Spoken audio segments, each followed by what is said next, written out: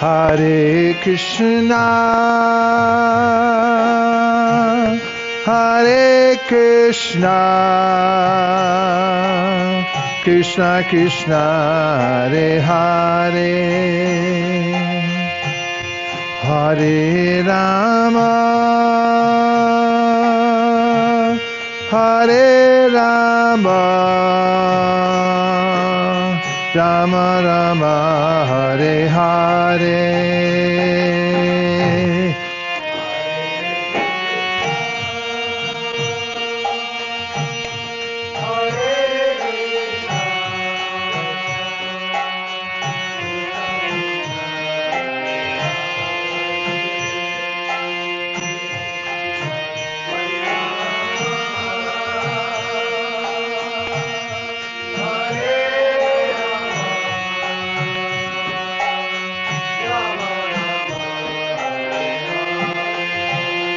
Hare Krishna, Hare Krishna, Krishna Krishna, Hare Hare, Hare Rama, Hare Rama, Rama Rama, Hare Hare.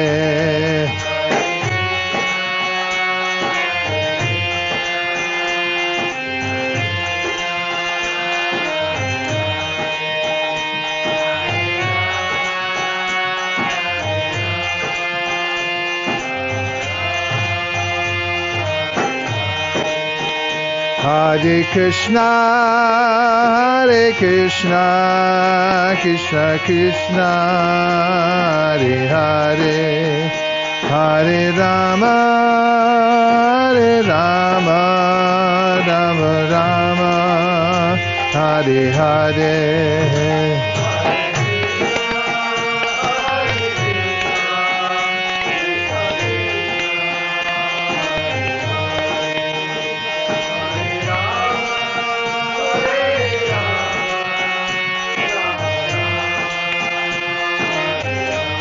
Hare Krishna,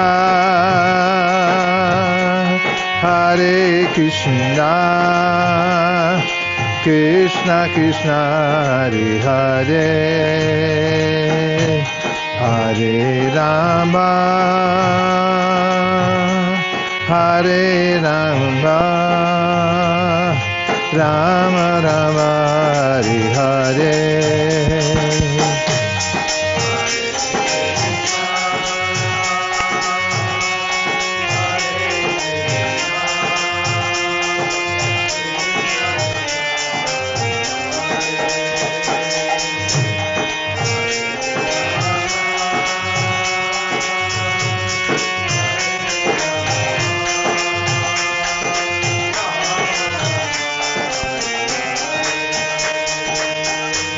Hare Krishna, Hare Krishna, Krishna Krishna, Hare Hare,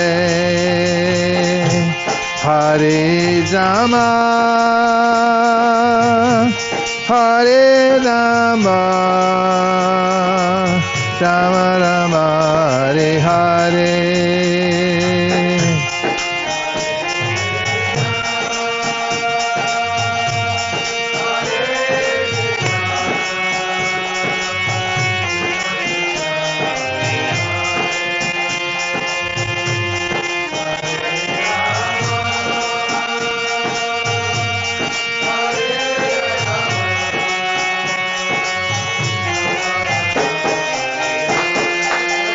Hare Krishna,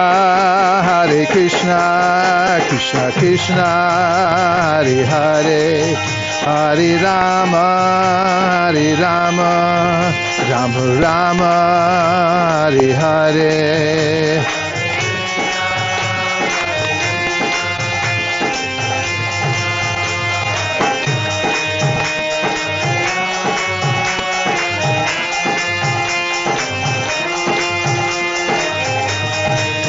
Hare Krishna, Krishna Krishna, Hare Hare, Hare Rama, Rama Rama, Hare Hare.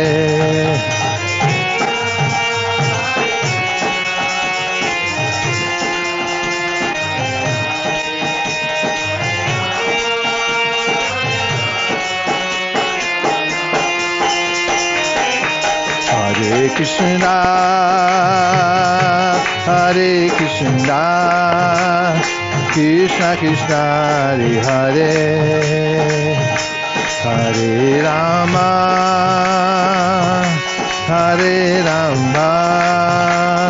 Rama Rama, Hare Hare.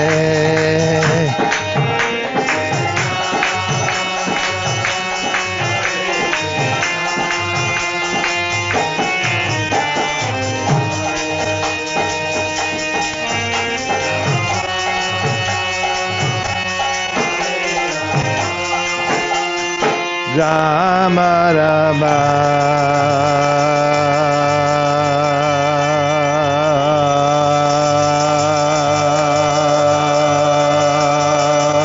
Hare Hare, Hare Krishna, Krishna Krishna, Hare Hare, Hare Rama, Rama Rama, Hare Hare.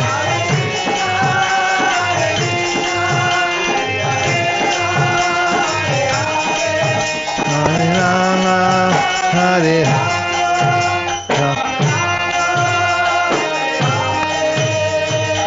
Gaura Premanande.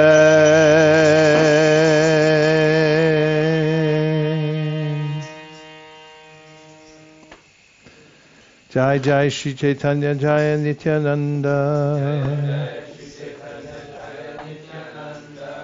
Jai Advaita Chandra Jai Gaura Bhakta Vrinda. Welcome back, everyone. Or if you joined us for the first time, thank you very much. We're reading from the live studios. We're live at the studios at Govardhan Hill at Dangati, just down the street from the Lakshmi Narayan Mandir, and broadcasting all over the world. Thanks to our broadcasting crew, in-house crew. And we're reading from the Sri Chaitanya Charitamrita. We're at the Madhya Leela, chapter 20. The Lord instructs Sanatana Goswami. And I'm taking up where we left off yesterday at text 189. The first expansion of the Chaturvyuha, quadruple forms, is unique. There is nothing to compare with them. These quadruple forms are the source of unlimited quadruple forms. These four Prabhava pastime forms of Lord Krishna reside eternally in Dwarka and Mathura. From the original quadruple expansions, 24 forms are manifested. They differ according to the placement of the weapons in their hands. They are called Vaibhava Vilas. Lord Krishna again expands, and within the Paravyom, the spiritual sky, he is situated in fullness as the four-handed Narayan, accompanied by expansions of the original quadruple forms. At the top of the Paravyoma, the spiritual sky, there is Goloka Vrindavan, which is divided into three parts. Two of the parts, called Mathura and Dwarka, are the residences of Krishna in his Prabhava Vilas forms. Balaram, Krishna's Vaibhava Prakash, is eternally situated in Gokula, From the quadruple Prabhava Vilas, 24 forms of the Vaibhava Vilas are expanded. Each has 4 hands holding weapons in different positions.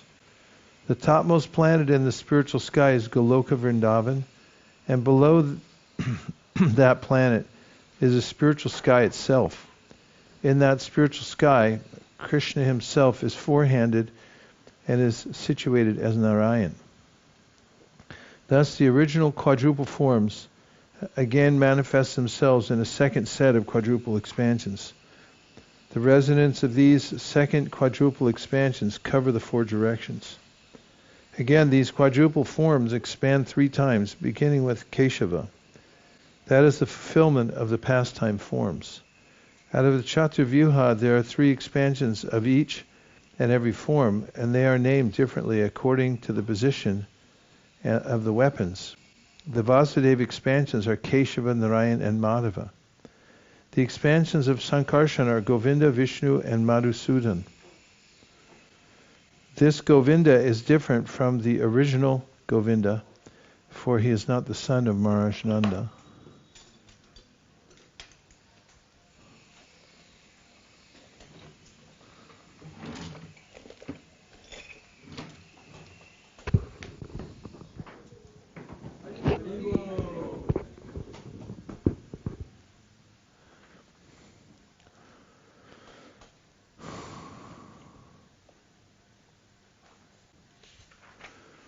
The expansions of Pradyumna are Trivikrama, Vaman, and Sridhar. The expansions of Aniruddha are Hrishikesh, Padmanabha, and Damodara. These 12 are the predominating deities of the 12 months. Keshava is the predominating deity of Agrahayana, and Narayan is the predominating deity of Pausha. The predominating deity of the month of Magh is Madhava, and the predominating deity of the month of Phalguna is Govinda. Vishnu is the predominating deity of Chaitra, and Madhusudana is the predominating deity of Vishaka. In the month of Jyeshta, the predominating deity is Trivikrama. In Ashadha, the deity is Vaman. In Shravan, the deity is Sridhar. And in Bhadra, the deity is Rishikesh. In the month of Ashvina, the predominating deity is Padmanabha, and in Kartik it is Damodara. This Damodara is different from Radha Damodara, the son of Nanda Maharaj in Vrindavan. When putting the 12 tilak marks on the 12 places of the body, one has to chant the mantra consisting of these 12 Vishnu names. After daily worshipping, when one anoints the different parts of the body with water, these names should be chanted as one touches each part of the body.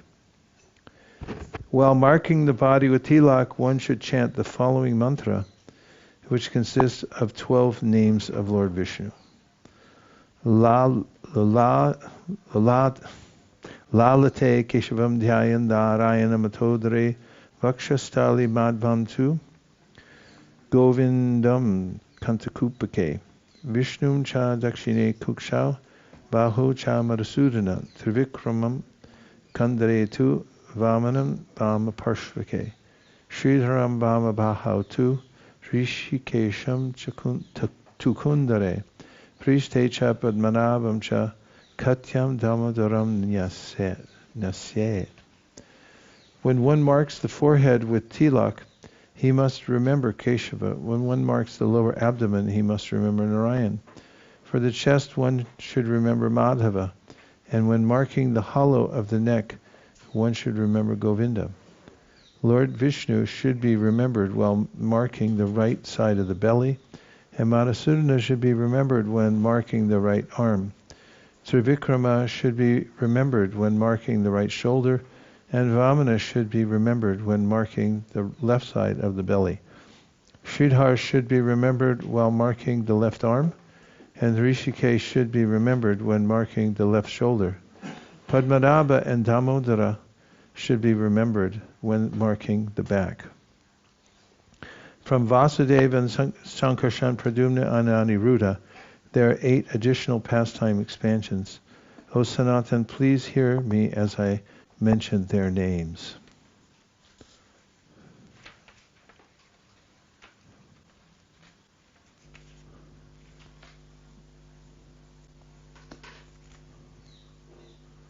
The 8 pastime expansions are Purushottam, Achyuta, Nrsimha, Janardhan, Hari, Krishna, Adoksaja, and Upendra. Of these 8 expansions, 2 are pastime forms of Vasudeva. Their names are Adoksaja and Purushottam. The 2 pastime forms are Sankarshana and Upendra and Achyuta. The pastime forms of Pradyumna are Nrsimha and Janardhan, and the pastime forms of Aniruddha are Hari and Krishna. All these 24 forms constitute the chief Prabhava Vilas, pastime forms of the Lord.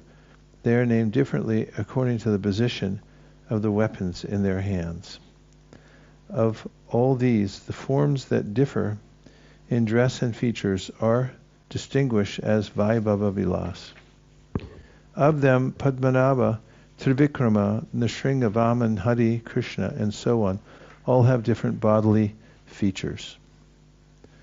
Vasudeva and the 3 others are direct Prabhava pastime forms of Lord Krishna. Of these quadruple forms, the pastime expansions are 24 in number. All these forms preside over different Vaikuntha planets in the spiritual world, beginning from the east in consecutive order. In each of the 8 directions, there are 3 different forms. Although they all have their residences eternally in the spiritual sky, some of them are situated within the material universes. There is an eternal residence of Narayan in the spiritual sky. In the upper portion of the spiritual sky is a planet known as Krishnaloka, which is filled with all opulences.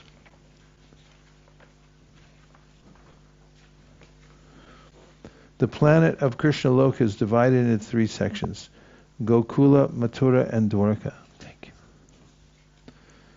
Lord Keshava eternally resides at Mathura, and Lord Purushottam, known by the name Jagannath, eternally resides at Nilachala. At Prayag, the Lord is situated as Bindu Madhava, and at Mandara Parvat, the Lord is known as Madhusudana. Vasudeva, Padmanabha, and Janardhan reside at Anandaranya. At Vishnu Kanchi, there is Lord Vishnu. At Mayapur, Lord Hari, and throughout the universe, a variety of other forms. All of these forms are Murti forms, and they are worshipped in the temples. Their names are Keshava and Mathura, Purushottam or Jagannath at Nilachala, Sri Bindu Madhava at Prayag, Madhusudana at Mandara, and Vasudeva, Padmanabha, and Janardhan at Anandaranya, which is situated in Kerala, South India. Did you know that? Been there.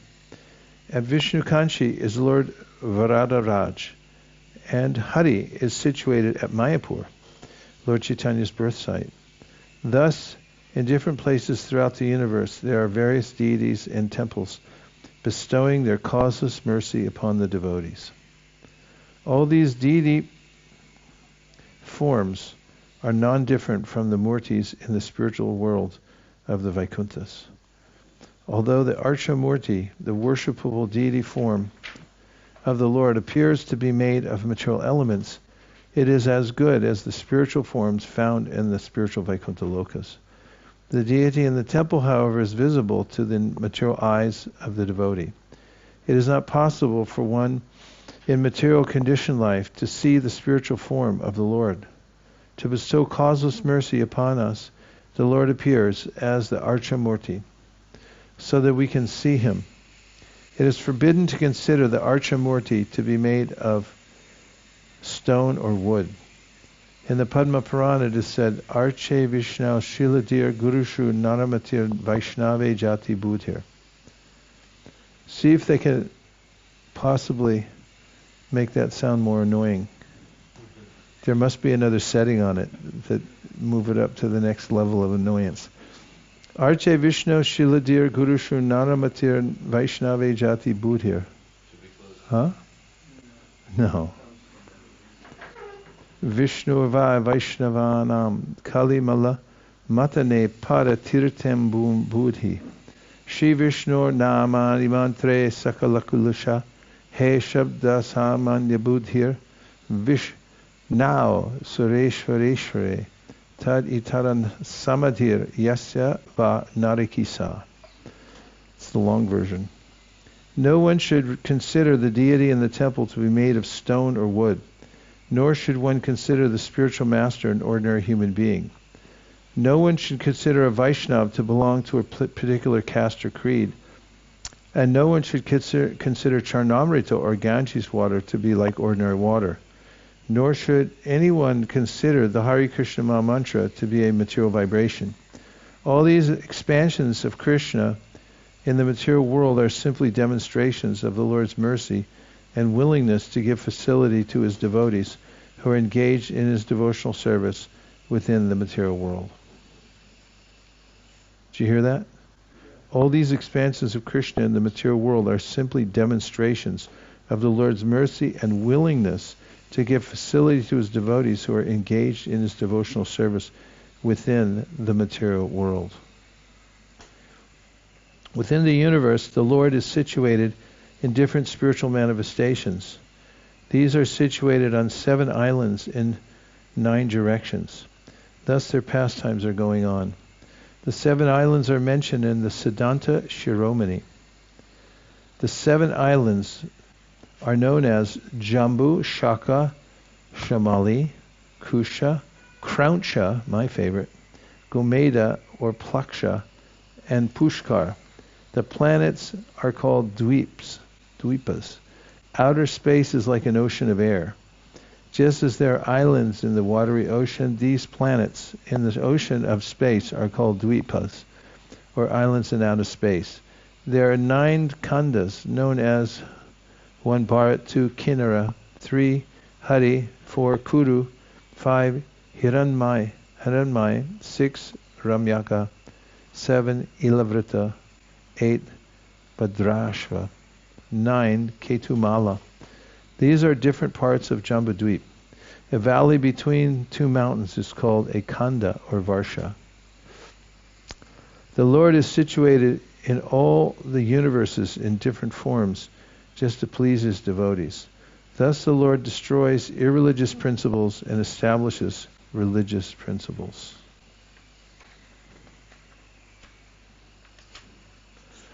Purport: in the material world, the Lord is situated in different archamurtis, deities, in the temples, just to decrease the material activities of the conditioned soul and increase his spiritual activities. Particularly in India, there are many temples throughout the country.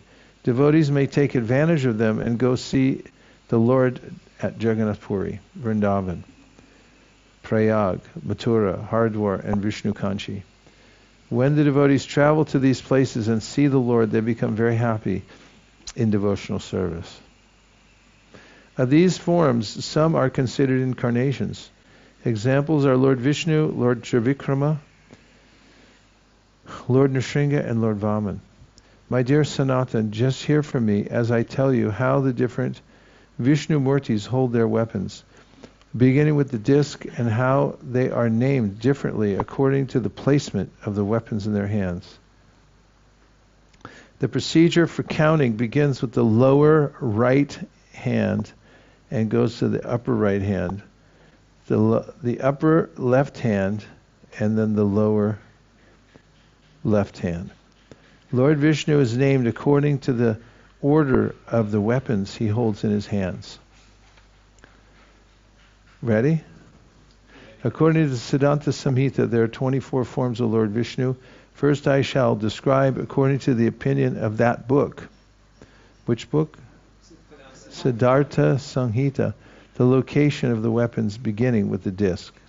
There are 24 forms: Vasudeva, Sankarshan, Pradumna, Aniruddha, Keshava, Narayan, Madhava, Govinda, Vishnu, Madhusudana, Trivikrama, Vaman, Sridhar, Rishikesh, Padmanabha, Damodara, Purushottama, Achyuta, Nrsimha, Janardhan, Hari, Krishna, Adhoksaja, and Upendra. In his lower right hand, Lord Vasudeva holds a club. In the upper hand, he holds a conch shell. In his upper left hand, a disc, and in the lower left hand, a lotus flower. In his lower right hand, Sankarsana holds a club. In his upper right hand, a conch shell. In his upper left hand, a lotus flower. And his lower left hand, a disc. Padmanabha holds the disc, conch, club, and lotus. Aniruddha holds the disc, club, conch, and lotus. Thus, in the spiritual sky, the expansions headed by Vasudeva hold weapons in their own respective order. I'm repeating the opinion of the Siddhanta Samhita in describing them. Lord Keshava holds the lotus, conch, disc, and club. Lord Narayan holds the conch, lotus, club, and disc.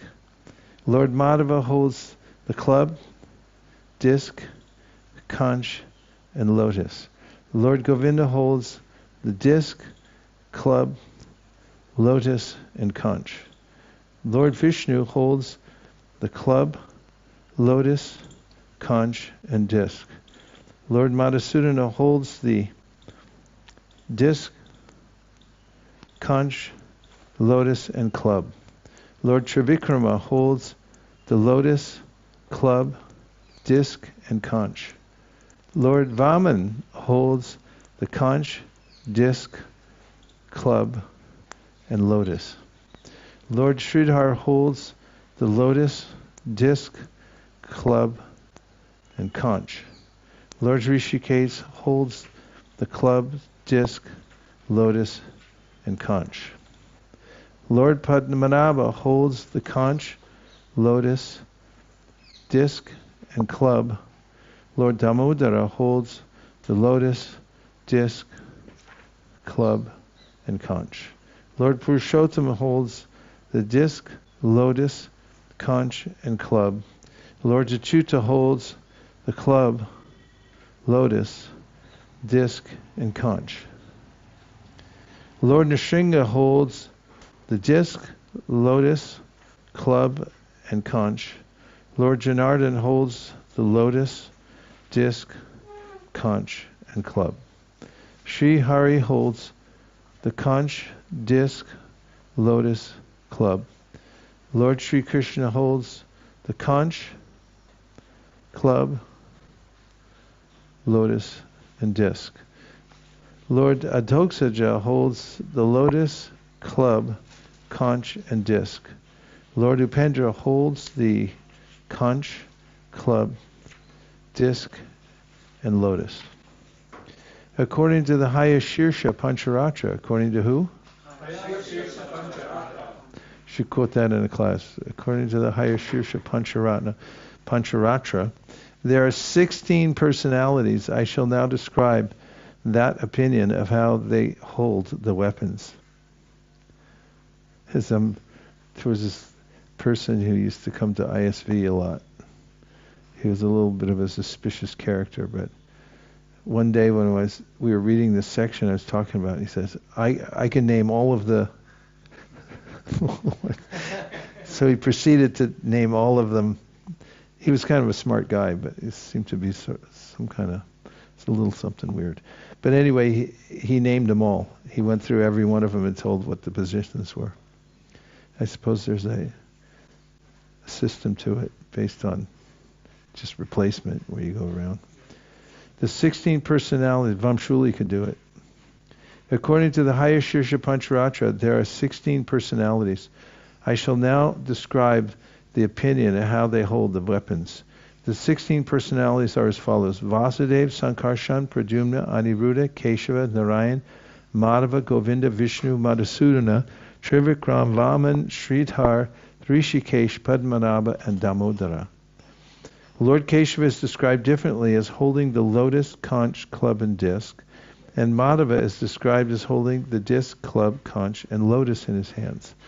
According to the Hayashirsha Pancharatra, Narayan and others are also presented differently as holding weapons in different hands. Krishna, the original Supreme Personality of Godhead indicated as the son of Maharajananda, has two names. One is Swayam Bhagavan and the other is Leela Purushottam. Lord Krishna personally surrounds Dwarkapuri as its protector in different parts of the city. In 9 places he expands in 9 different forms. The 9 personalities mentioned are Vasudeva, Sankarshan, Pradyumna, and Aniruddha. Narayan, Nrsimha, Hayagriva, Varaha, and Brahma.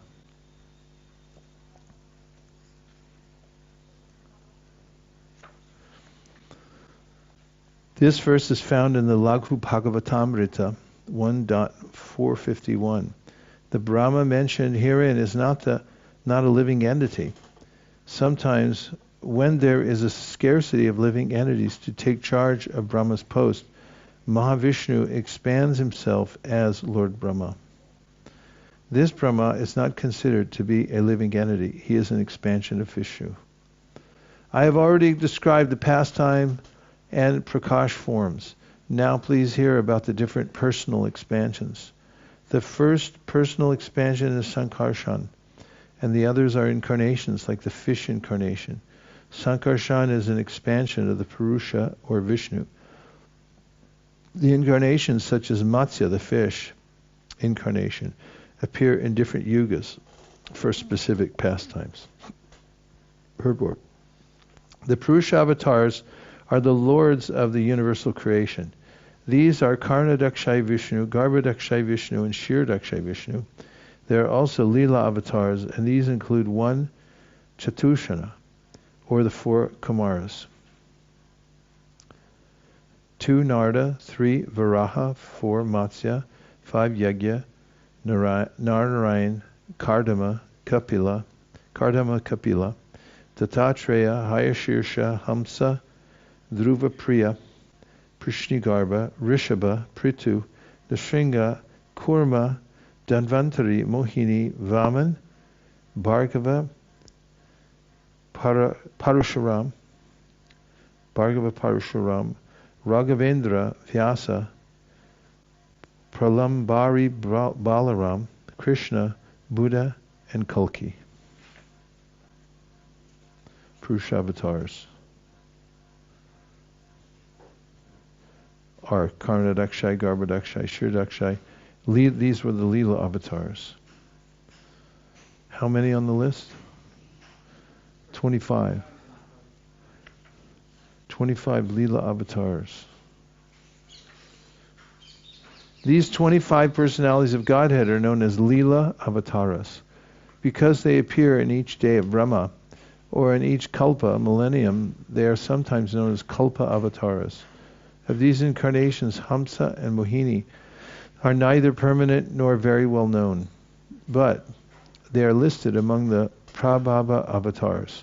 Kapila, Dattatreya, Rishabha, Dhanvantari, and Vyasa are eternally situated and very widely known.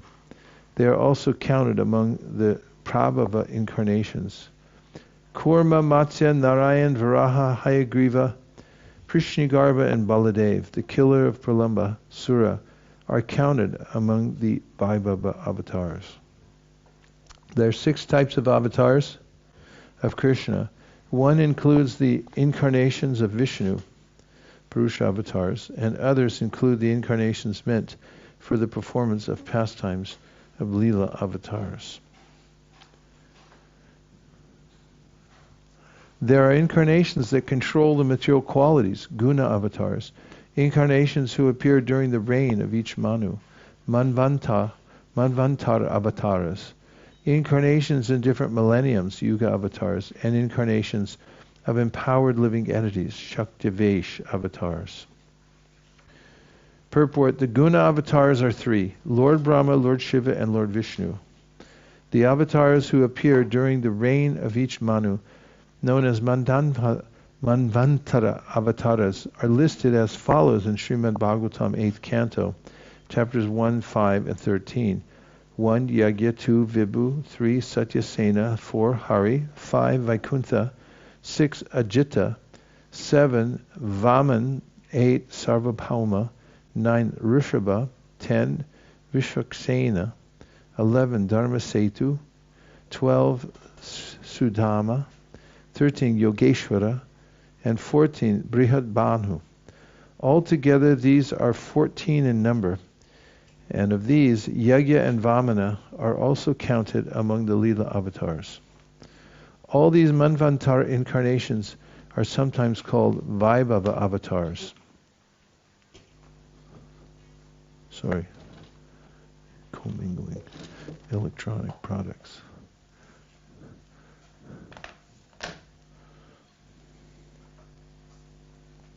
The 4 Yuga avatars are 1. Shukla, white, 2. In Satya Yuga, 2. Rakta, red, in Treta Yuga. That's Bhagavatam 11.5.24. 3. Shama, dark blue, in Dwapar Yuga. And 4. Generally Krishna, black, but in special cases, Pita, yellow, as Chaitanya Mahaprabhu in Kali Yuga. The Shaktivesh avatars are categorized into 1. Forms of divine absorption, Bhagavat Avesh, such as Kapila and Rishabha, and 2. Divinely empowered forms, Shaktivesh, of whom 7 are foremost. 1. Sheshanag, in the Vaikuntha world, empowered for the personal service of the Supreme Lord. Swasevana Shakti. Swasevana Shakti. Ye Sheshanag. 2. Anantadev, empowered to bear all the planets within the universe. Bhu Dharana Shakti. 3. This will be on the test. Lord Brahma, empowered with the energy to create the cosmic manifestation. Shrishti Shakti. 4. Chatusana, or the Kumaras, specifically empowered to distribute transcendental knowledge. Jnana Shakti. 5. Narada Muni, empowered to distribute devotional service. Bhakti Shakti. 6. Maharaj Prithu, specifically empowered to rule and maintain the living entities. Palana Shakti. And 7. Parashuram, specifically empowered to cut down rogues and demons. Dushta Damana Shakti. Childhood and boyhood are the typical ages of the deity. Krishna, the son of Maharaj Nanda, performed his pastimes as a child and as a boy. There are innumerable incarnations of Krishna, and there is no possibility of counting them. We can simply indicate them by giving the example of the moon and the branches of the tree. Purport: although the moon appears to be located in the branches of the tree, it is actually situated very far away. Similarly, none of these avatars or incarnations of Lord Krishna are within this material world, but they are visible by the causeless mercy of the Lord. We should not consider them to belong to this material world, as stated by Lord Krishna in Bhagavad Gita. Avajananti mam mudha manusham tanam ashritam param bhavam ajananto mama bhuta maheshwaram. Fools deride me when I descend in the human form. They do not know my transcendental nature as the Supreme Lord of all that be. Avatars descend of their own free will, and although they may act like ordinary human beings, they do not belong to this material world. Lord Krishna and his avatars can be understood only by the grace of the Lord. Nayamatma pravachanena labhyo nametaya na bahuna shutena yami vaisha vrinute tena labhyas tashyaisha atma vrinute tanum swam. The Supreme Lord is not obtained by means of expert explanations, vast intelligence, or even much hearing. He is obtained only by one whom he himself chooses. To such a person, he manifests his own form. Ata pite deva padambuja dvaya prashada leshanugrihita etehi janati tatvam bhagavan mahimno nachanya eko picharam bachimban. My Lord, if one is favored by even a slight trace of your mercy, the mercy of your lotus feet, he can understand the greatness of your personality. But those who speculate to understand the Supreme Lord Supreme Personality of Godhead, are unable to know you, even though they continue studying the Vedas for many years. And I will just take an opportunity for some reflections or questions, in case there are any. Mukharvind, right out of the gate.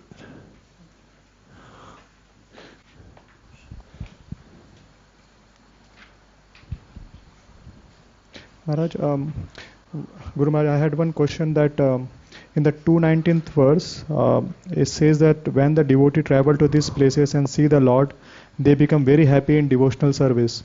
And there is also discussion that we have like when we go to the holy places just to bathe in the Ganges in the 10th canto, I'm not remembering the verse. Adhyaatma buddhi gunape tridhatuke, in that verse. So, and it's also mentioned that we should go to holy places to hear from the devotees. And so I'm like in the priority list, what are the how do we decide? Like I see some devotees are very much attached to just they like to go to many holy places, see all the lords, and I see that that's also authorized here in the books. And but some section says no, you go to here. Well, why not stop in for a class while you're there? What's to stop you from that? Right? Right. Yeah, so just do both. Once Bhuvaneshwar Prabhu, he was the cook for Krishna Balaram for many years, joined in Chicago, in L.A. Then Chicago, he was in Chicago for years, and he didn't fit well in the material world, so he moved to Vrindavan. He lived in the basement for a long time, and then he lived in a little room, just humble brahmachari his whole life, and Bhuvaneshwar. Yeah, once he came to get his visa ran out, so he stayed at our house in Burlingame. And I took him on a tour of California to see all the deities. We drove from San Francisco, Los Angeles, San Diego, Laguna Beach. And it was like being in India, traveling around to all the temples. I was impressed the way Prabhupada, how he had made it so we could go everywhere. But of course we went to the classes too. Actually, he gave class in many places. Yeah, if you take 3 months, travel around India, you just barely scratch the surface. I used to do that every year, take 3 months, just to try to go as many places as I could.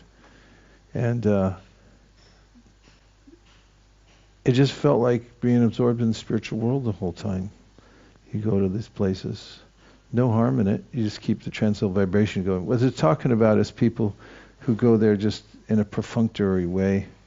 But even Kapila Dev says, even the Kanishta Adhikaris, when they come to the temple, they're imperceptibly liberated.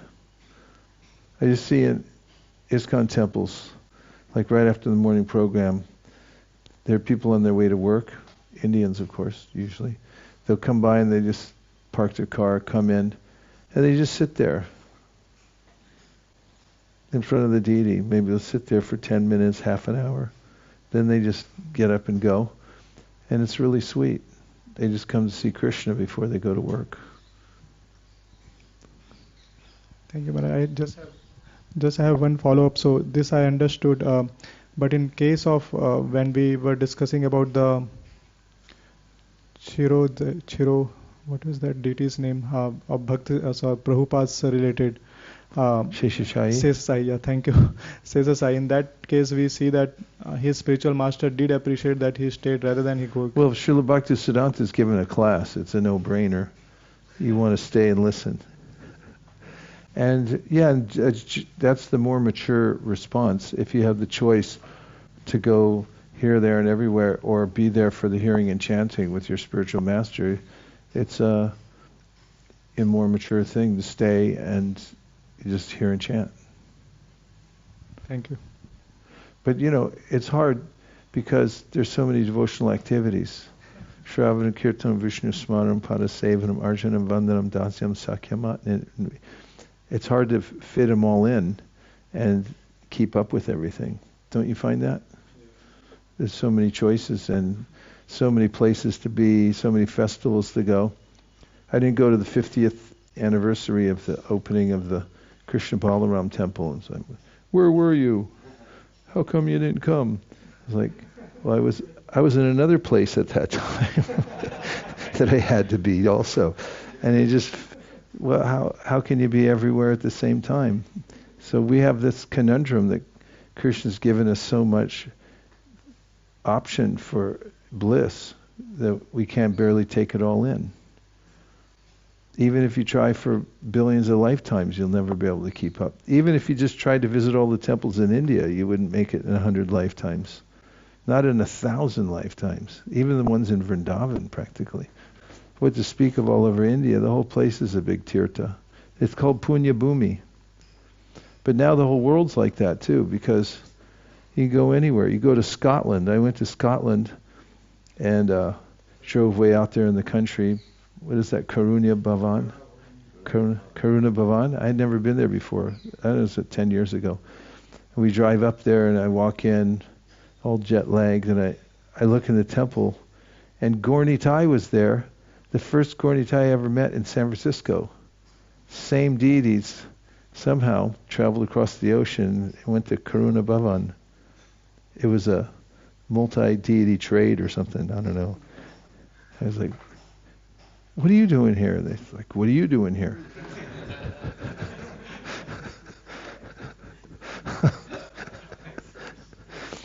So it never ends. I mean, that's why devotional service is bliss, because the variety, combinations, permutations of hearing, chanting, seeing deities, never come to the end of it. And every temple you go to, they have a specialty prasadam. Like in Triplicane, in what's now called Chennai, it used to be called Madras. There's the Parthasarthi Mandir, and we'd go there multiple times just to get the prasad. They had these idli. It's an idli loaf, not like a regular idli with peppercorns inside, and they wrap it up in some banana leaf, and it would last for 3 days on a train. And then, of course, everybody knows in Tirupati they give out this tamarind rice to die for. You could sit there and eat 20 of them and still not be full. Prabhu, you were going to say? Is there a significance of the 4 Yuga avatars and coming in those colors, white and then red and then shyam and sometimes yellow? Well, the significance of the colors, I've never read anything specific about how they represent, a certain mood of the time or the deity itself. I've heard some speculations, but I wouldn't want to repeat them. Yes, you have it. Maybe it's in the Laghu Bhagavatamrita. Go ahead. Hare Krishna Maharaj, Dhanavad Pranams. In related to that color, I always get confused about Krishna's color. Is it He's blue black. or black or dark, fresh rain cloud? It's like the color like of gray. monsoon cloud. It's darkish blue-black.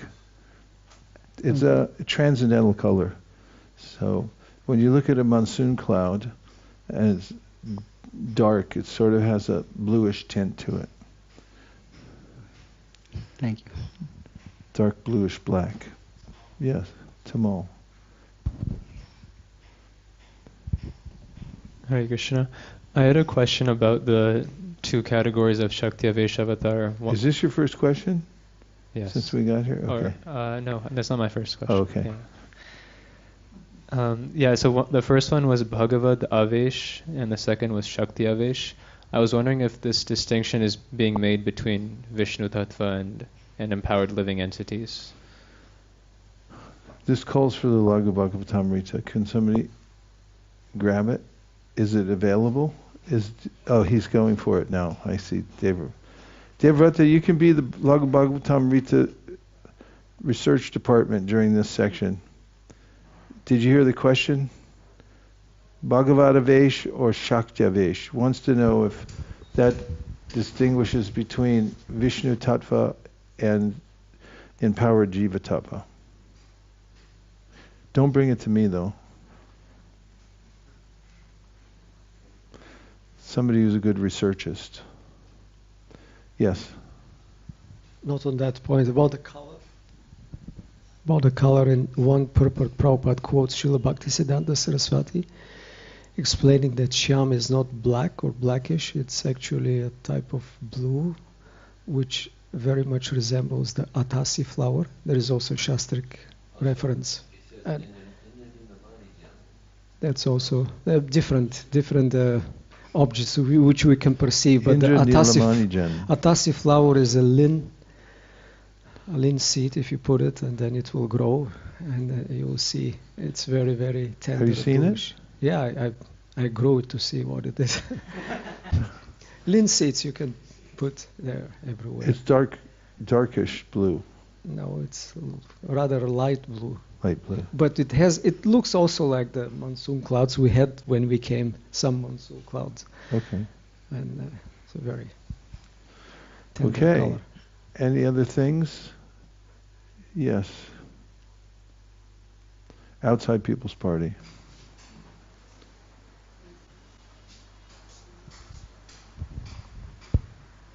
Hare Krishna Guru Maharaj. There was I think there was a verse somewhere which stated that the deity forms, the Archa Vigraha forms, they're transcendental.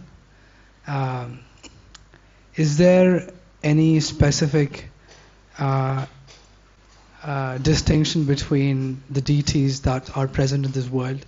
For example, there are temples in India where deities are Swayambhu, which means they're self-manifested. They're what? I think it's called Swayambhu deities. They're just self-manifested. They are not created by any living entity. For example, I think the deities in Simachalam, they are self-manifested, I think. I'm not sure.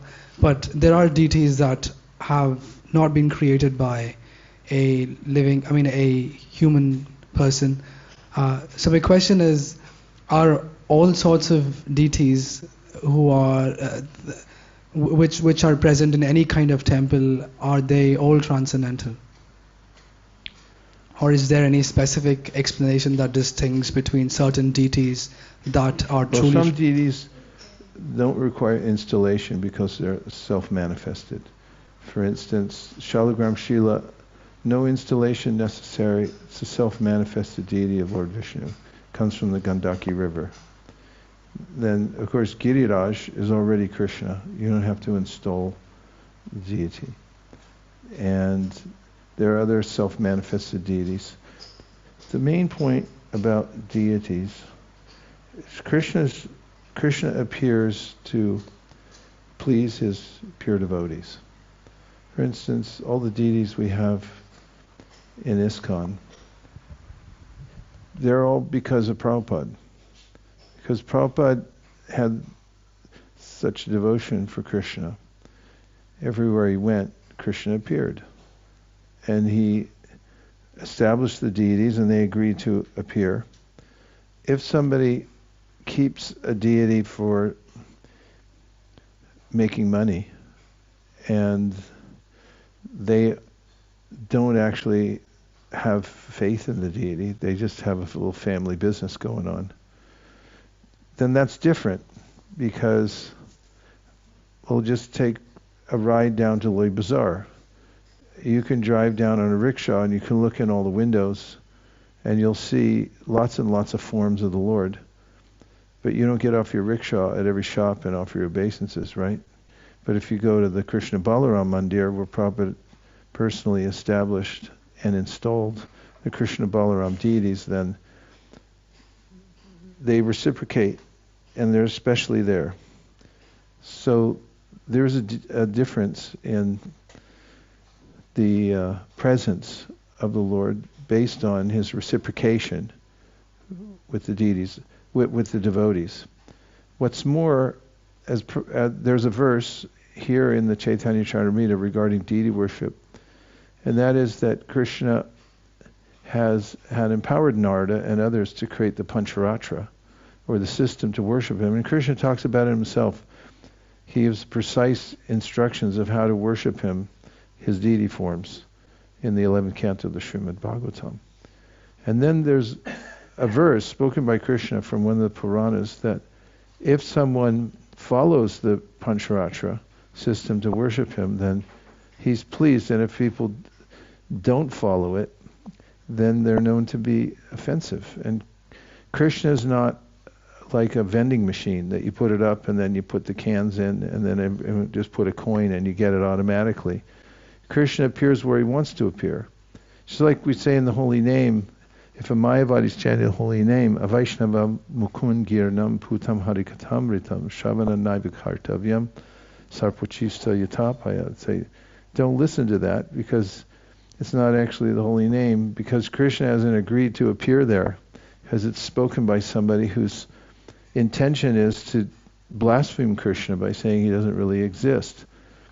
And that's the whole topic of the 87th chapter of the Bhagavatam, 10th canto, is how does Krishna manifest in this world? And the answer is by his own sweet will, because of his attraction to the devotees or those who are following the devotees, like somebody's following Narada Muni. By following the Narada Pancharatra, Krishna will agree to appear there. That's why we have an installation ceremony for deities. And there are different kinds of ways of installing deities. According to Shastra, there are certain ways that you install a deity. Now, in the Krishna Balaram Mandir in 1975, Prabhupada invited a lot of local pundits to come there and do all the mudras, all the mantras, all the ceremonies, but Prabhupada wrote afterwards. And Prabhupada personally had us all there chanting Harinam. We had a huge Sankirtan party going practically non-stop for hours during all of the mantras, mudras, and everything like that. And afterwards, Prabhupada writes in his purport, we didn't need all that other stuff. We just needed the holy name.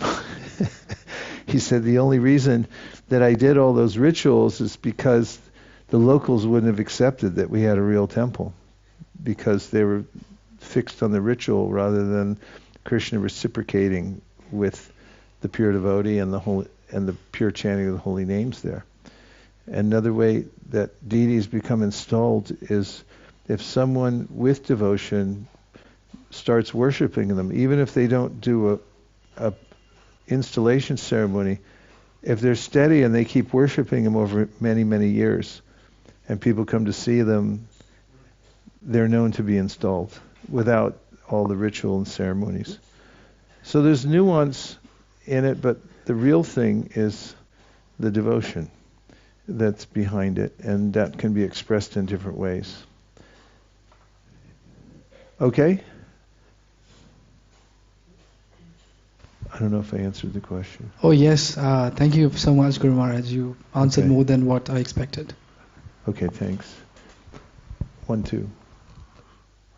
Okay, 1, 2. Tie goes to the runner, infield fly rule. Go ahead.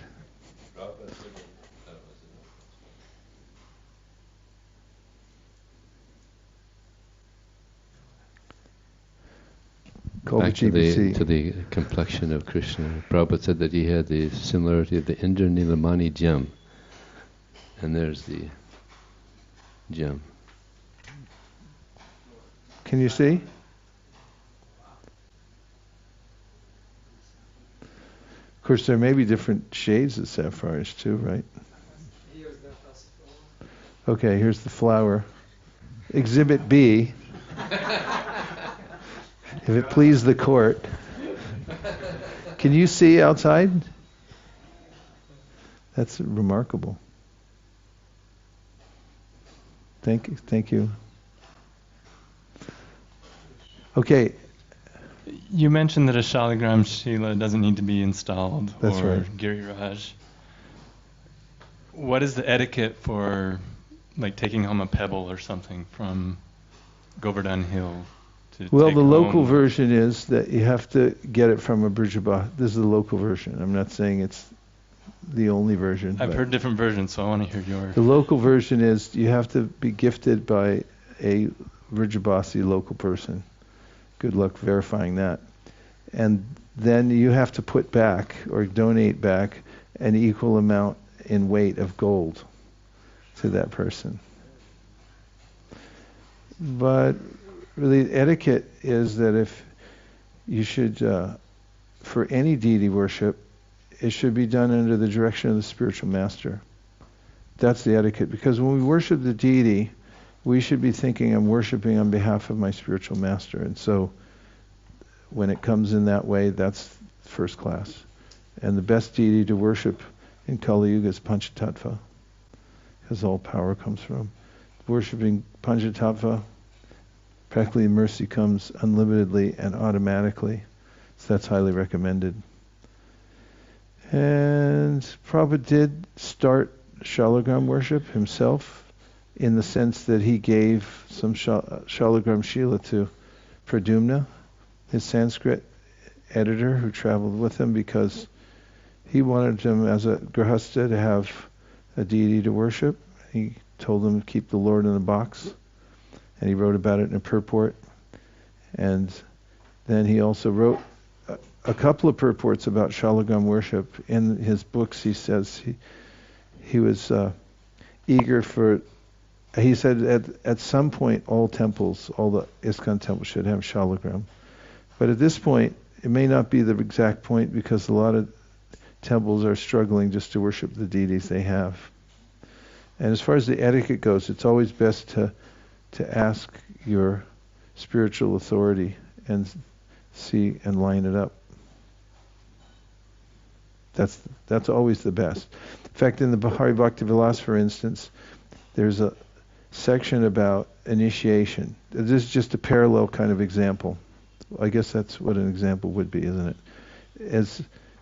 There's about 3 pages of explanation about the places and times that you should take initiation, and the places that times you shouldn't. And then after 3 pages of detailed explanation, there's one tiny paragraph at the end, and it says, but if the spiritual master decides to give you initiation in the middle of a rice field at any random time, then that's when you should take initiation. And so what that means is, being spiritually intelligent, you should take any kind of worship that we do of Krishna through the parampara and through authority, and not self-medicate. Okay, we'll read a little bit more. Or is that somebody's hand up out there? Okay, yes. Vaishnavi Devi. Hi Krishna. Prabhu, I had a question from yesterday. The verse 140. 140? Yes.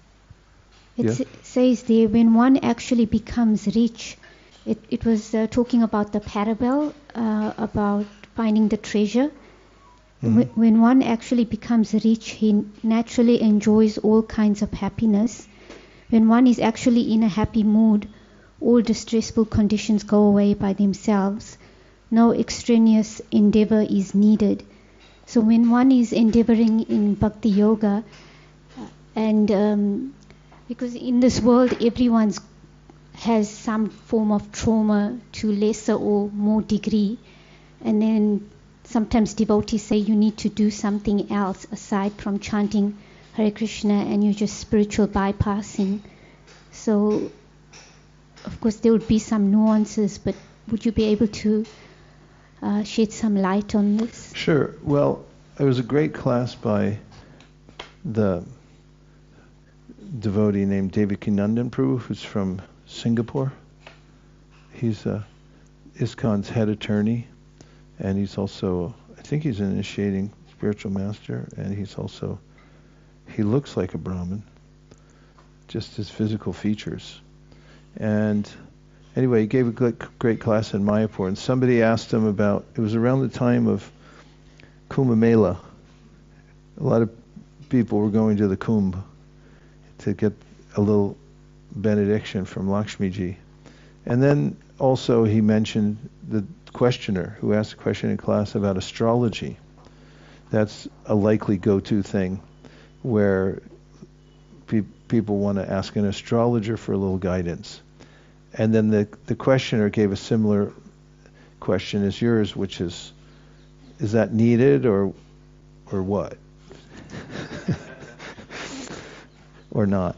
And And he gave a nuanced answer, which I really appreciated. He said that devotees know that all they need is Krishna, and all they need to do is chant Hare Krishna. If they don't know it, I'm sure they've heard it, because people have probably just told them, Prabhu, just chant Hare Krishna, which is true. It's all we really need. He said, but still, as you pointed out, Vaishnavi, so aptly, everyone's in anxiety all the time.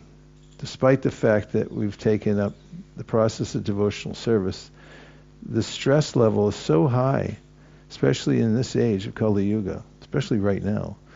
It's so high that devotees, they try to find a little escape valve here or there to think, yeah, I know chant Hare Krishna, that's what I'm going to do the rest of my life, and I believe in that, but can I just get like a little relief now?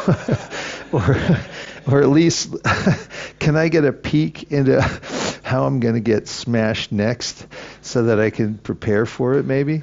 And I thought that was really an appropriate answer, because devotees generally, that's what Shraddha means. Shraddha Shabde Vishwas Kahi Surida Nishtoy Krishna Bhakti Koila Sarva Karma Kurta Hoy. They know all they have to do is chant Hare Krishna. Everything, all gains, everything comes from that. But still, like, what about this supplement? Can't I take, isn't there one sup, that'll like, fix my fix my mind, or something. And that's it's hard as a human under the pressure of Kali Yuga to not think about a few little things like that, to try to put stuff together, or to try to hold one's scene together long enough to be able to chant Hare Krishna in complete purity. So I'm not saying one should, but when Pradyumna asked Prabhupada about astrology, he said, Prabhupada, is it part of our siddhanta to look at astrology, to consider astrology? Prabhupada gave a nuanced answer. He said, no.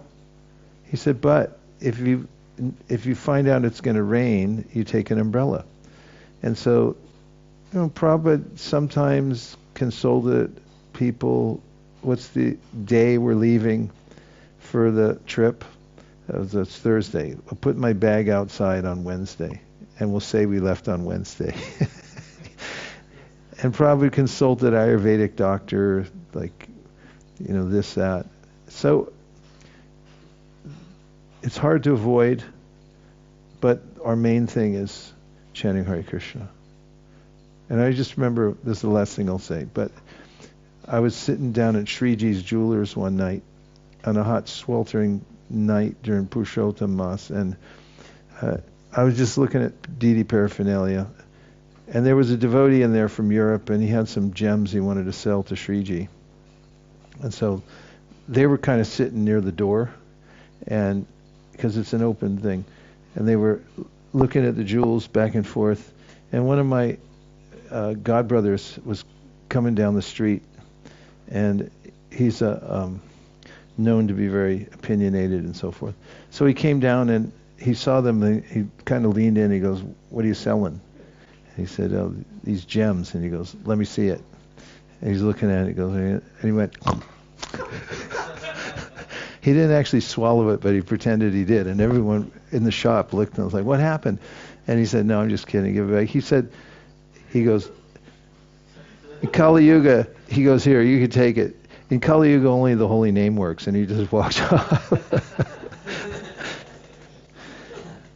So, yeah, we do what we can to hold ourselves together so we can give complete focus on the prime goal of life, which is Hare Krishna. As far as the devas go and all that, they can't really help us, just Krishna. But if you pray to a deva, please help me to worship Krishna better. Other devotees have done that, and they're even in the Bhagavatam. Om Tat Sat. Can we go a few more verses and then we'll take a little break? Yes. Okay, where are we? Probably on 251, right?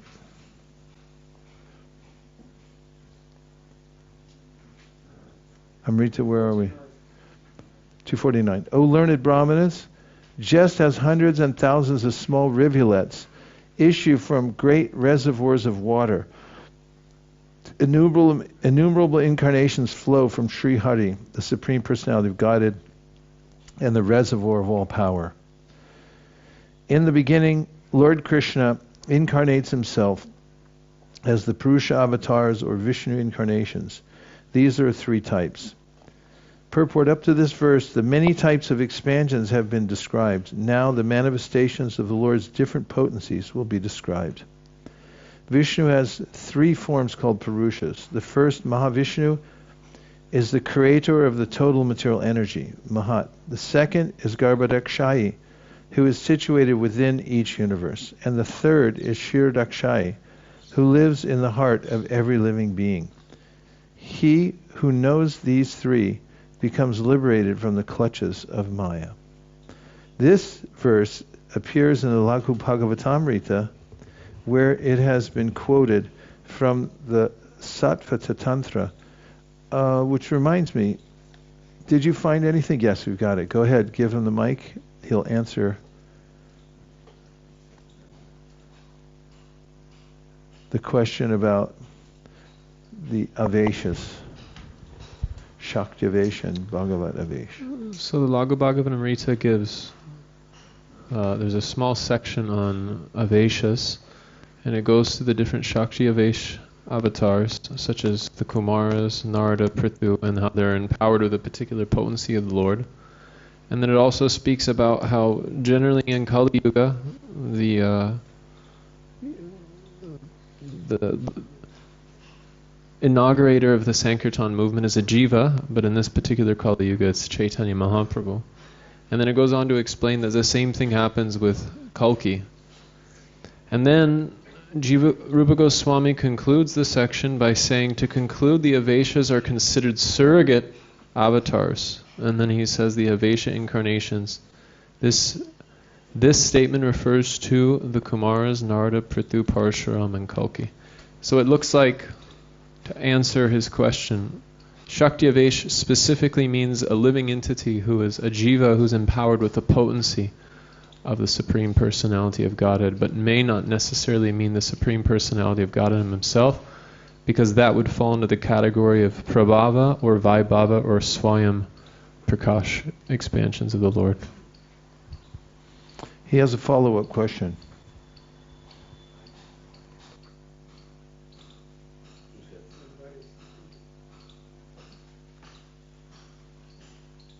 Hare Krishna. In the list we read, Anantadev and Sheshanag were included in the Shakti Avesh list. And so I was a little confused as to whether they would be included as also empowered living entities. I'm not sure if that came up. I'll look it up. There's nothing mentioned about Sheshanag in the particular section on Shakti Avesh, but I'll do a more refined search on that point. But all loose ends are tied up in the Laghu Bhagavatamrita. And, okay, here we go. Krishna has unlimited potencies, out of which 3 are chief: willpower, the power of knowledge, and creative energy. The predominator of the willing potency is Lord Krishna, for by his supreme will everything comes into existence. In willing, there is a need for knowledge, and that knowledge is expressed through Vasudeva. And by the way, this is the answer to your question, Nanda, earlier. It's Hladini Shakti is Srimati Radharani. The Sandini potency is under Balaram, and the Samvit potency is under Vasudeva. I looked it up the other day. I forgot to tell you. But that was a good time to say it, right? That knowledge is expressed through Vasudeva. There is no possibility of creation without thinking, feeling, willing, knowledge, and activity. The combination of the supreme will, knowledge, and action brings about the cosmic manifestation. Lord Sankarsana is Lord Balaram. Being the predominator of the creative energy, he creates both the material and the spiritual world. That original Sankarsana, Lord Balaram, is the cause of both the material and spiritual creation. He is the predominating deity of egotism, and by the will of Krishna and the power of the spiritual energy, he creates the spiritual world, which consists of the planet Goloka Vrindavan and the Vaikuntha planets. Although there is no question of creation as far as the spiritual world is concerned, the spiritual world is nonetheless manifested by the supreme will of Sankarsana. The spiritual world is the abode of the pastimes of the eternal spiritual energy. Gokula, the supreme abode and planet, appears like a lotus flower, this is Brahma Samhita, that has 1,000 petals. The whorl of that lotus is the abode of the Supreme Lord Krishna. The lotus-eyed supreme abode is created by the will of Lord Ananta. By the agency of the material energy, this same Lord Sankarsana creates all the universes. The dull material energy known in modern language as nature is not the cause of the material universe. Without the Supreme Personality of Godhead's energy, dull matter cannot create the cosmic manifestation. Its power does not arise from the material energy itself, but is endowed by Sankarsana. Dull matter alone cannot create anything. The material energy produces the creation by the power of the Supreme Personality of Godhead. Iron has no power to burn. And iron itself has no power to burn, but when iron is placed in fire, it is empowered to burn. Balaram and Krishna are the original, efficient, and material causes of the material world, as Mahavishnu and the material energy.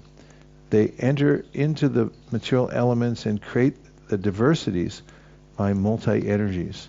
Thus, they are the cause of all causes. This verse is from Bhagavatam 10:46-31. The form of the Lord that descends into the material world is to create is called an avatara, or incarnation. All the expansions of Lord Krishna are actually residents of the spiritual world. But when they descend into the material world, they are called incarnations, avataras. To glance over that material energy, and empower her, Lord Sankarsana first incarnates as Lord Mahavishnu. In the beginning of creation, the Lord expanded himself in the form of the Purusha incarnation, accompanied by all the ingredients of material creation. First, he created the 16 principal energies suitable for creation. This was for the purpose of manifesting the material universes. This is a quotation from Srimad Bhagavatam 131. You can see more in the Adi Lila. Karna Dishayi, Vishnu, Mahavishnu, is the first incarnation of the Supreme Lord, and he is the master of eternal time, space, cause, and effects, the mind, the elements, the material ego, the modes of nature, the senses, the universal form of the Lord, Garbhodakshayi Vishnu, and the sum total of all living beings, both moving and non-moving. That's from Bhagavatam 2.642. That original personality of Godhead named Sankarsana first lies down in the river Viraja, which serves as a border between the material and spiritual world. As Karnadakshayi Vishnu, he is the original cause of the material creation. The Viraja, the causal ocean, is the border between the spiritual and material worlds. The material energy is situated on one shore of that ocean, and it cannot enter into the other shore, which is the spiritual sky. In the spiritual world, there is neither the mode of passion, the mode of ignorance, nor a mixture of both, nor is there adulterated goodness, the influence of time or Maya herself are absent, that is. Only the pure devotees of the Lord, who are worshipped both by demigods and by demons, reside in the spiritual world as the Lord's associates. This verse from Srimad Bhagavatam 2.9.10 was spoken by Srila Shukadeva Goswami. He was answering the questions of Parikshit Maharaj, who asked how the living entity falls down into the material world. Shukadeva Goswami explained the cream of Srimad Bhagavatam in 4 verses, which had been explained to Lord Brahma at the end of the severe austerities he performed for 1,000 celestial years. At that time, Brahma was shown the spiritual world and its transcendental nature. Maya has 2 functions. One is called Maya and the other is called Pradhana.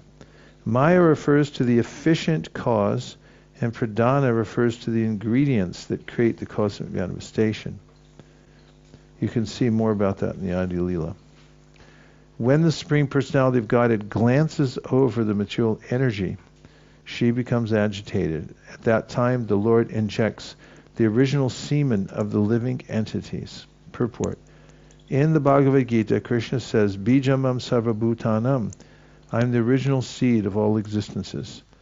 This is also confirmed in another verse in the Bhagavad Gita, Sarva yonishu konteya murtaya sambhavanti ya tasam brahma mahadyonir aham bija pradapita.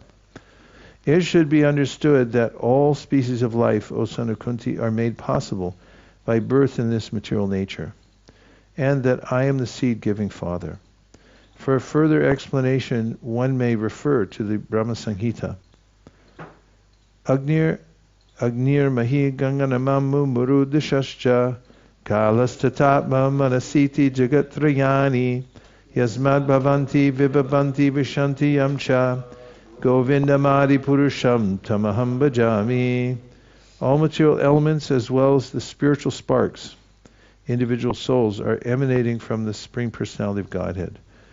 This is confirmed by the Vedanta Sutra, Janmadhyasaya Taha. The Absolute Truth is He from whom everything emanates. He is the Supreme Truth, Satyam Param Dhimahi. The Absolute Ultimate Truth is Krishna. Om Namo Bhagavate Vasudevaya Janmadhyasaya Tonvayad Itaratash Charte Swabhigna Swarad. The Absolute Truth is a person who is directly and indirectly cognizant of the entire cosmic manifestation. The Absolute Truth, the Supreme Personality of Godhead, educated Lord Brahma from the heart. Teni Brahma Hridaya Adi Kaviye. Therefore, the Absolute Truth cannot be dull matter. The Absolute Truth must be the Supreme Person Himself. Se Purusha Maya Parne Kari Aradhana. Simply by His glance, material nature is impregnated with all living entities. According to their karma and fruit of activity, they emerge in different bodies. That is the explanation given by the Bhagavad Gita. Dehinosmin yatha dehe komaranyavanam bhajara tata dehantara praptir dhiras tatra mukhyati. As the embodied soul continuously passes in this body from boyhood to youth to old age, the soul similarly passes into another body at death. A sober person is not bewildered by such a change.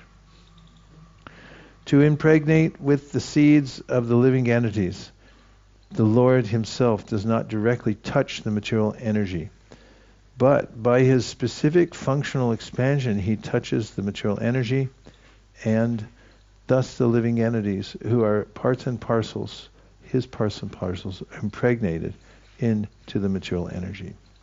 According to Lord Krishna in Bhagavad Gita, Mamai Vamsho Jiva Loke Jiva Bhuta Sanatana Manak Shastan Indriyani Prakriti Stani Karshati. The living entities in this conditioned world are my eternal fragmental parts. Due to conditioned life, they're struggling very hard with the six senses, which include the mind. The word Prakriti Sparshana is explained in the Chaitanya Charitamrita in reference to the way the living entities come in contact with dull matter. The glancing is performed by Mahavishnu, sa aikshata lokan nu srajati, Aitare Upanishad. In the conditioned stage, we impregnate according to the bodily conception, that is by sexual intercourse. But the Supreme Lord does not need sexual intercourse to impregnate. The impregnation is performed simply by His glance. This is also explained in the Brahma Samhita. Angani yasya sakalendriya vritti manti pashanti panti kalayanti chiram jaganti. Ananda chinmaya sadujjvala vigrahasya govindamadi purusham tamaham bhajami. Govinda can impregnate simply by glancing. In other words, His eyes can work as His genitals.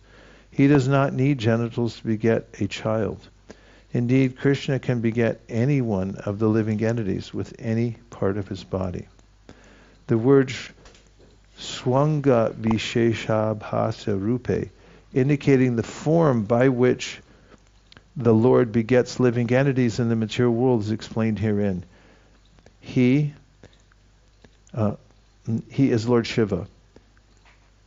In the Brahma Samhita, it is stated that Lord Shiva, who is another form of Mahavishnu, is like yogurt. Yogurt is nothing but milk, yet it is not milk.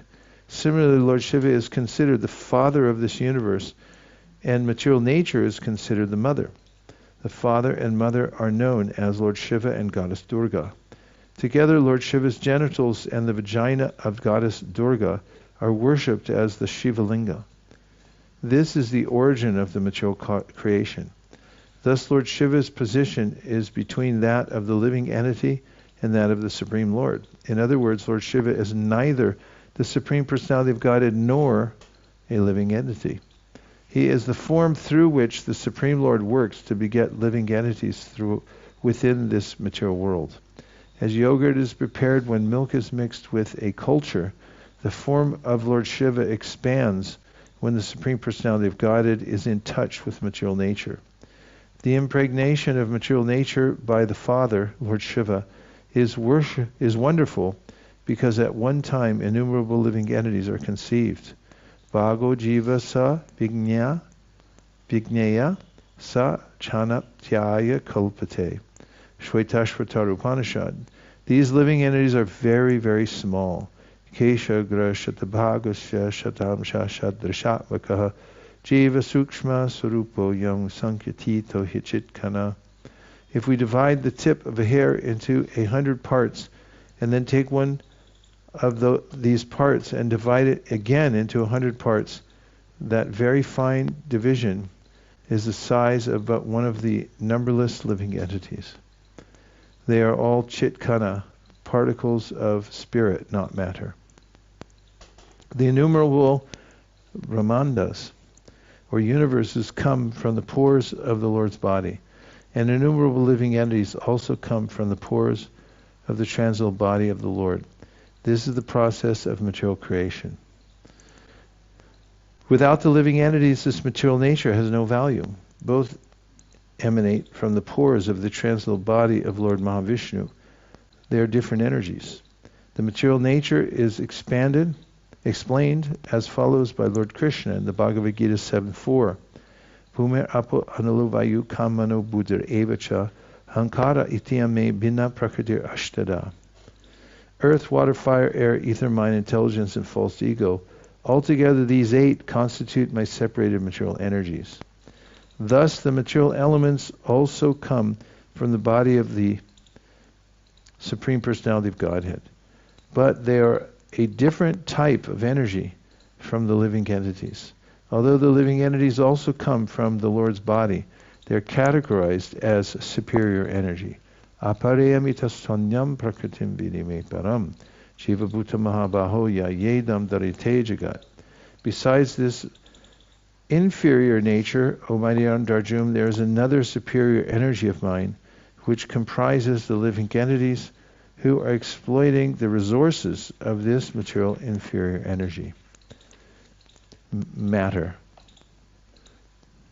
cannot act without the superior energy. All these things are very clearly explained in the Vedas. The materialistic theory that life develops from matter is incorrect. Life and matter come from the supreme living entity. Therefore, being the source of both, that supreme living entity, Krishna, is described in the Vedanta Sutra as Janmadya Sayataha, or the original source of everything, Sarva Karana Karanam. This is further explained in the following verse. And that brings us to our Gayatri break. We'll see you back here at 12:15. Thank you. Hare Krishna.